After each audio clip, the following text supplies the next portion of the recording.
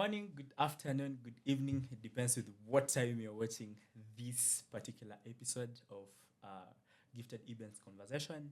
In the past 1 month, we have been looking at boss moves. And guys who are like, you're just talking about business, and some of us do not have the business and entrepreneur mind.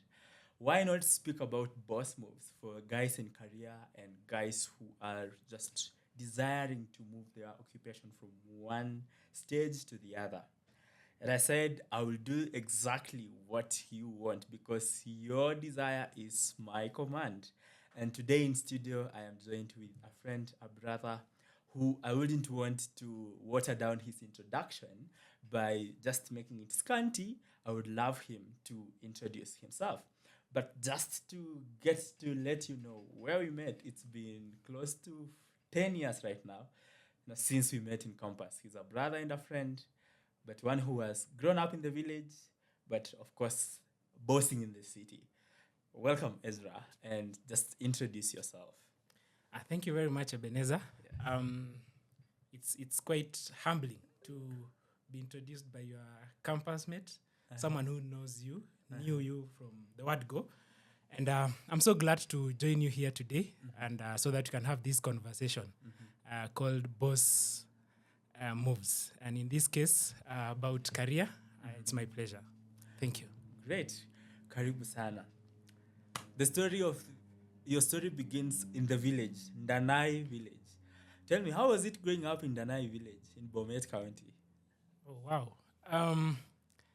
Actually, Ndanai is not a village. Okay. Ndanai city.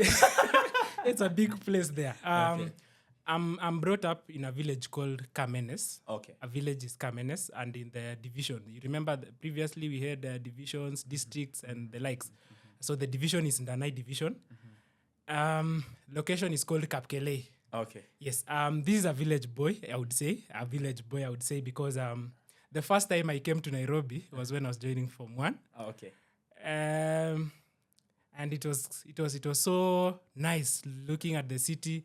You don't know where you are, you don't know where you'll be going, and being picked by someone who was already in the city for a while, who is a very good neighbor of ours. Okay. Yeah, so Ezra was born in 1997 in Kamenes village, grew up in the village, went to a public school just close to home. And just to mention, it's also very important. I went to a public school from class 1 to class 4. Then I was performing so poorly, very poorly indeed. And at that time, there was a private school that was being set up near our home. And it was the in thing in the village. People wanted to join that private school. Yeah. So I approached my dad, told dad I would want to join that school. And so I tend to believe dad in a way of saying no. He gave me a challenge. Okay. He told me, if you come as position 1 in your class, then you'll move to that private school as you've desired. And of course, this is someone who was at the back of the class in performance, so dad knew this one is not going to come position 1. Yeah, it's actually something, I'm just giving him a challenge so that it doesn't look like it's a no. Okay. A straight no, a dad should not say a no. All right. Anyway, and so just to add flesh to what I just mentioned, the performance was really, really poor. We had a teacher who had grouped our class into 3 rows. There was what we were called the best performers, the middle performers, and the poorest performers. And now I was in that poorest performer. So you can know where my dad was coming from. But then I don't want to say it's a miracle or what, or fate. At that time, in our culture, Kalenjin, when someone gets initiated, he takes up a surname from the dad. Okay. So I have a friend. We challenged each other. We told each other, so we want to try taking up these surnames. Okay. Yes, just before we haven't initiated yet, but we just take it for the fun of it. So I called myself a certain name. He called also himself a certain name. So it happened while they were marking our papers. I think the teacher was wondering who is this new person, and I ended up getting a lot of marks. I don't know where they came from, and I ended up being position 1 that term. I brought my results home, and I told dad I'm position 1. He couldn't believe, but He had to keep his It is promise. what it is. Yes. I was taken to the private school, and the private school was in class 4. So I was position 1 in class 4, but then the private school did not have a class 5 where I would move to. So I was taken back to class 4. Yeah, and I would say that's where my good academic performance began, because in that school I now started performing so well. And I think I would say thanks to Dad, it gave me a challenge that I could easily get where I wanted by just that challenge. Though of course there is that play of fate and some things that you are doing. It was not intentional; it happened. Yes, and now Ezra has grown up. He's done his KCPE. He performed quite well. He's the best in that division, the Ndanai division you're mentioning, Oh, Eben. okay. And The king of Ndanai. yes. He's admitted to Mangu High School. Okay. Yes. Just to take you back, Mangu was my dream school, but Okay. just one of them. Of course, I had 3 dream schools, and I actually selected all the 3 while we were selecting national schools where we would want to go. So I selected the 3, and thank God I got one of my choices. Okay. Yes, and here I am, a Mangu student. All right. A Mangu alumna. Okay. I also wanted to go to Mangu's high school, guys, but guess what? I was thrown in Musingo High School, but I always say, thank God all of them begin with an M. So it doesn't bite, all right? Sure. So what was your childhood dream in terms of career? Did you see yourself in the space you are in? And way back, in grade 5, 4, when you were struggling academically, and there is always that question, what do you want to be when you grow up? And kids have these crazy things. And of course, young adults watching this, you will tell us, how is it going, your childhood dream and what you're doing? Or you're saying, tap the screen, guys, anyway. What was your childhood dream? Okay. I would say the first time I started actually thinking about a career or something that I would want to be is Kibaki, President, the late His Excellency President Mwai Kibaki, became an inspiration during our time. It was about the after referendum, and Kibaki is the person. So I told myself I would want to be a president or like Kibaki. I just wanted to be like Kibaki. I don't know what Kibaki was, but I just wanted to be like Kibaki. So later on, as I grew up, class 6 or thereabout, I came to learn that Kibaki did economics, and so I told myself I'd want to do economics. Okay. Yes, thereabout. But later on, towards class 7, class 8, I also felt I wanted to be a bishop. Okay. But things turned out. And when I now joined Mangu High School, it happened that school is where Kibaki also schooled. Okay. During admission, so we had Mr. Minor. When you're being admitted in school, they will ask you, what do you want to be finally after finishing your school? And he would actually record in your file Yes. as you joined the school. I remember. So I told Mr. Minor, I would want to be an economist. And he was like, people here are talking of engineers, doctors, lawyers, and the likes. Why economics? And I told him, because of Kibaki. But anyway, that's what happened. Yes, and those are my dreams that I had during my childhood dreams. Yeah. So you always wanted something to do with the economy, money, and all the whole conversation. Yes. How did Mangu High School shape your mindset and your way of thinking?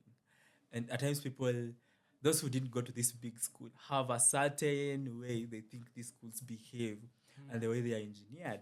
And I want to hear from you.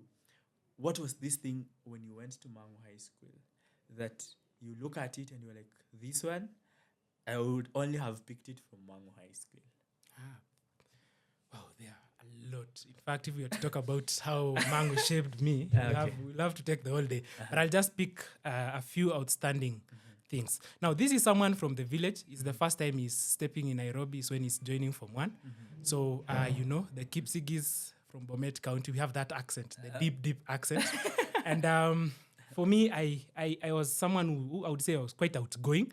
So the first day we go to school, we usually we had prayers after supper. So Christian Union in the school will have some prayers outside near the laboratory. So this is someone who just joined and he wants to be seen. So I started talking to the to the Christian Union, and there is a place where you give a testimony. So So this guy says, "Praise God." The Bible says the book of Psalm. You get all the and- P's are D's and all Yes, the yes. D's are T's. yes, Okay. yes, and the fellow students are laughing, and I thought I'm funny, and I'm a good speaker, and so that's why they're very happy when I'm talking.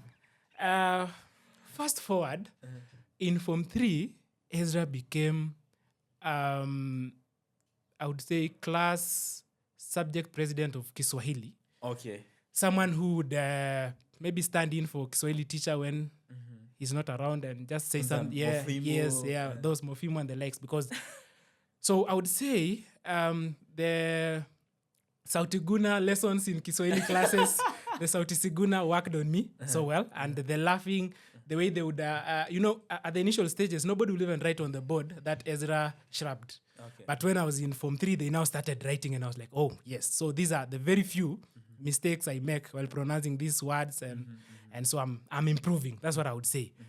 And Ezra also grew his leadership skills in Mangu. So I started oratory skills. I now gained confidence when I knew the mistakes and started correcting and working on it seriously. When my name appears in the Hall of Shame as the one who shrubs most, I worked on it, and by the end of it, I was not the one on that Hall of Shame.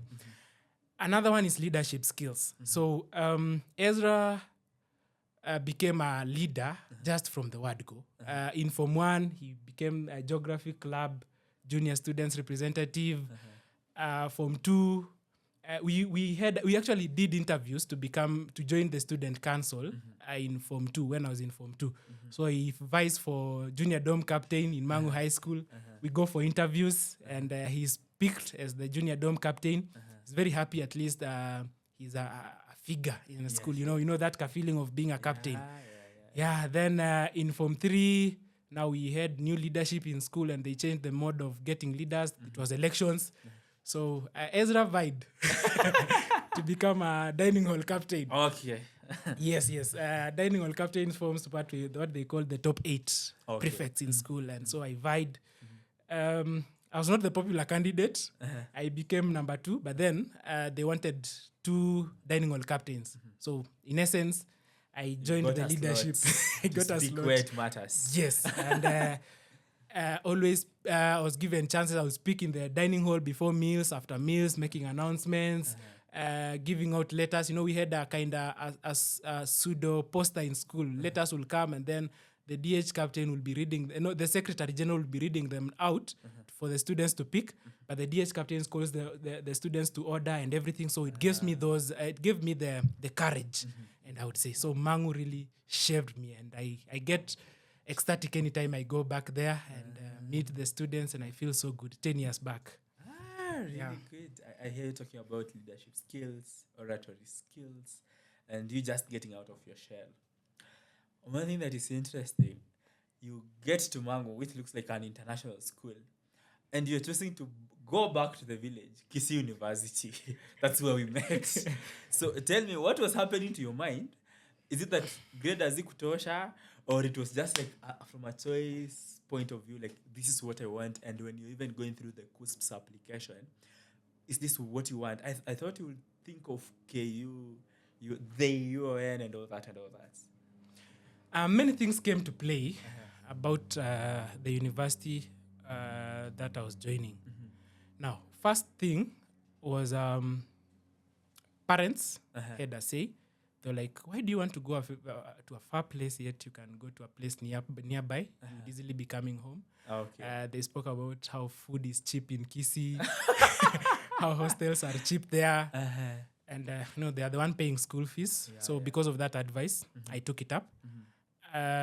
Another one, this one was just my own philosophy. A drop of water in a cup is more significant than a drop of water in the ocean. Okay. So I'm not trying to belittle other institutions, but I was like, if I go to Kisii, I'll shine better than going to those other institutions. That's my thinking then. I now have a different opinion because we've grown. So that was my thinking, and that's why I agreed to the suggestions of my parents and went there and chose Kisii as my first choice, actually. Economics and statistics is my first choice course. And it, of course, I got a lot of criticisms. They're like, whom do you know as an economist around here? We want doctors, we want engineers. My grades will allow me to be an engineer if I wanted. My grade, I will not be a doctor. I don't think I would not. But I would be an engineer, the one they wanted. I would be a teacher, the way the community would want. But I told them it's what I wanted. Let me just do economics. And I added statistics because it was the in thing then. And actually, even the cluster point for economics and statistics was quite high during our year. Actually, it was very high during our year. It went on dropping because choices keep changing. But by that time, it was the in course as far as economics and economics is concerned. So that's how I chose Kisii University Economics and Statistics. Yes. I hear you an interplay of parents' choice, your choice, and all that. And I'm a certified career analyst. And something that we really grapple with is, of course, right now, interesting. Those guys from high school don't know what they want. Like this generation, I think they are Gen Z's Pro Max. They don't know what they want. Someone has the grades, and then you ask them which course, they don't know, have an idea. But there is always a parental hand in the choice, more so that transition. And you see, it shapes who we are and what we become. What is your advice to parents, to the ex-candidates who are right now? CUSPS has opened up the second revision for courses. What would you tell these parents? Okay, I like Google and searching stuff and the likes. And the other day, I was looking at, you try and search something, and what was popping out was the most marketable courses in Kenya and the likes. So it means people are really searching for most marketable courses in Kenya using Google and the likes, trying to know what to advise my son or my daughter to do. But then, come to think of it, I would agree they are marketable courses, yes, but of more importance is the person marketable. Okay. So, in the courses you would talk of the one you will consider as marketable, there are people who are doing nothing. Give us an example. Don't fear. Siogope. Okay, maybe a doctor, Bachelor of Medicine and Surgery, is considered as a very marketable course. Yes. But then, it's a fact that there are people who have done that course and they are really struggling to get a hold of what they will be doing. In the morning, I was watching some video of a guy talking of a medical doctor who is selling minji because of some things and the likes.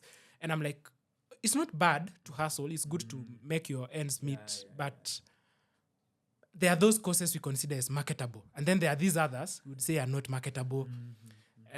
Someone will say sociology. Someone will say, in fact, even economics, I think, is part of the courses they will say are not marketable. They call them flooded courses. Yes, flooded courses, not marketable. But in the sociology space, there is someone who graduated and he's doing so well with the NGOs, international organizations looking out there and doing things with sociology. Of course, there are also who did sociology and still tamaking. So the thing is, as long as courses are marketable and it's good to consider that fact, it's also good to consider that this person in himself, in the course he's choosing, will he be a marketable person in that specific field? So someone who is a politician in nature, like generally his gifts are in political space, if he goes and do political science, you will not tell him political science is not marketable. The course could not be marketable, yes, for someone who is not in the political space and who is not so determined in the politics. It will be not marketable. You'll wonder, what do you want to be? But if that person is oriented in that aspect, then the course will be marketable by virtue of the person being gifted in that aspect. Yes. So I hear you say it goes back to you as a parent understanding your child and the child themselves being so self-aware that I want psychology, then I can pursue it and become marketable. I did psychology as my second course, and there's this parent who brings their daughter to me and they're like, we ni kama graduate kitambo, sasa I want to you mentor my girl. And I shocked them. I graduated last year, 2024. But just because, as you say, is the person marketable? Are they looking at it as their thing? And are they able to progress in that particular space? So, you send me your CV, and your CV is robust. Like, yeah, very robust. How would you define Ezra as a professional brand? Okay. Just allow me to take you back. Okay. Out of campus, I graduated in 2020. And let me just go back to campus because there is a lot that happened in campus that shaped your career trajectory. So in campus, we had a club called Tax Society. Now, Tax Society, we would interact with Kenya Revenue Authority in many ways. They would come to our institution, speak to us and train us on matters taxation. We'd even go out to the field to reach out to the market people, tell them about taxes and everything. So I joined that club in, I think, third year. Yeah, in third year. I had joined several other clubs. In first year, I joined Accounting Students Association. Then I joined the Economics and Statistics Students Association. But the one that really transformed my career, I would say, is the Tax Society. So by being exposed to the tax space, I noticed it's a very robust space, very many things to learn in taxation, and I was like, okay, this is where I would really want to be. Now, initially, while I was pursuing economics, I thought myself as being in the Central Bank of Kenya somewhere, or Kenya Revenue Authority, or Kenya National Bureau of Statistics, or the National Treasury. Those were the spaces I was thinking myself being in while I was pursuing economics, or even in the bank. So I didn't really have, like, this is where I want to go. But now, towards the end of my fourth year, I thought tax is quite interesting. Joined the Tax Society. Internship opportunities were being advertised when we graduated by Kenya Revenue Authority. I applied, and just the normal way, I didn't know anybody. I didn't know anybody there. So you defied the Kenya and thought, like, just give it a try. That's why they are advertising. I don't want to really say there is nothing like knowing someone there, but there is also an opportunity for you, especially on the internship aspects. I would say if you're someone who doesn't know a tall uncle somewhere, don't despise internships. Those are spaces that will now show you the tall uncles you'll need as you progress. You didn't have initially, but internships are open to people. Anybody can apply. You selected, and yeah. So the day of our graduation is the day I was submitting some of my papers to be verified as an intern. Had conversations with Kisii University. Had maintained some contact. In graduation day, so we don't have the booklets. The graduation booklets had to be assisted by one of the staff there to get that booklet in Nairobi and submit to Kenya Revenue Authority to be considered for internship. Fast forward, it's in August 2021, 8 months into the internship. I have a friend.